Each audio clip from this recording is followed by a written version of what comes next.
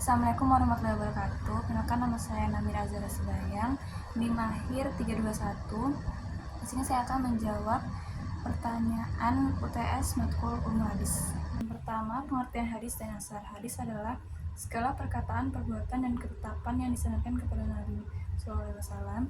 Sedangkan asar secara umum merujuk pada perkataan, perbuatan, dan ketetapan yang disandarkan ke selain Nabi, yaitu kepada sahabat atau tabi'in. Yang kedua yaitu fungsi hadis terhadap Al-Quran. Yang pertama, memperjelas Al-Quran atau bayan tafsir. Hadis berfungsi menjelaskan ayat-ayat Al-Quran yang masih bersifat umum, global, atau kurang rinci. Banyak ayat dalam Al-Quran yang memerlukan penjelasan lebih lanjut agar dapat diamalkan dengan benar, dan Nabi Muhammad menjelaskannya melalui ucapan, perbuatan, atau persetujuannya. Fungsi yang kedua yaitu memperkuat Al-Quran atau bayan takkid. Hadis berfungsi menguatkan atau menegaskan hukum-hukum yang sudah ada dalam Al-Quran. Dalam hal ini, hadis tidak menambah atau menjelaskan detail baru, melainkan menegaskan perintah yang telah ada agar lebih ditekankan pelaksanaannya. Yang ketiga yaitu hadis berfungsi sebagai hukum atau syariat, bayan tasri. Hadis berfungsi menetapkan hukum baru yang belum disebut secara eksplisit dalam Al-Quran. Ada beberapa perkara yang tidak dijelaskan dalam Al-Quran, namun dijelaskan atau ditetapkan hukumnya oleh Nabi melalui hadis. Hal ketiga yaitu proses kodifikasi hadis. Proses kodifikasi hadis yang dilakukan secara bertahap. Pada masa Rasulullah, hadis belum dibukukan secara resmi dan hanya dihafal atau ditulis secara terbatas oleh para sahabat.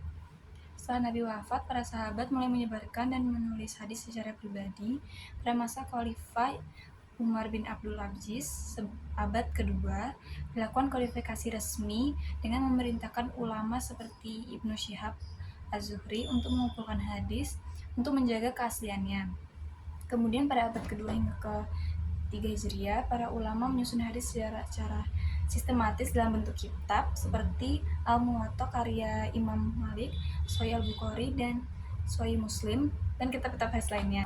Setelah masa penyusunan kitab hadis pada abad kedua hingga ke-3 Hijriah, para ulama terus mengembangkan ilmu hadis dengan melakukan penelitian sanad dan matan untuk memastikan keaslian hadis.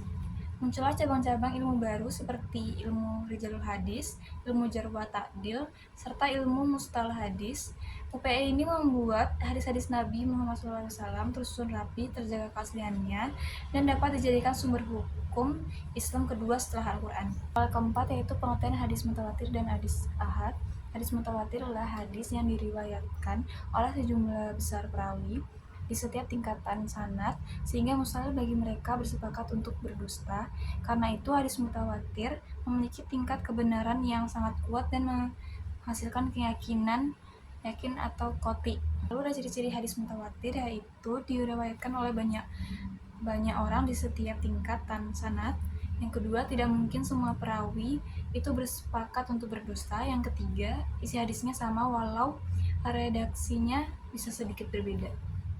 Macam-macam hadis mutawatir. Yang pertama ada mutawatir lafzi, yang kedua mutawatir maknawi. Sedangkan hadis ahad adalah hadis yang diriwayatkan oleh satu orang atau sejumlah perawi yang tidak mencapai derajat hadis mutawatir, yaitu jumlah perawinya tidak banyak di setiap tingkatan sanadnya. Karena jumlah perawinya lebih sedikit, hadis ahad memberikan pengetahuan bersifat dzanni atau dugaan kuat, bukan yakin mutlak. Ciri-ciri yaitu jumlah perawinya tidak banyak sehingga tidak mencapai tingkat mutawatir. Yang kedua, kemungkinan salah atau keliru masih ada walau kecil. Yang ketiga, dapat dijadikan hujah atau dasar hukum jika sanadnya sahih. Macam-macam hadis ahad. Yang pertama ada hadis gharib, hadis aziz, yang ketiga hadis masyhur. Sekian dari saya. Wassalamualaikum warahmatullahi wabarakatuh.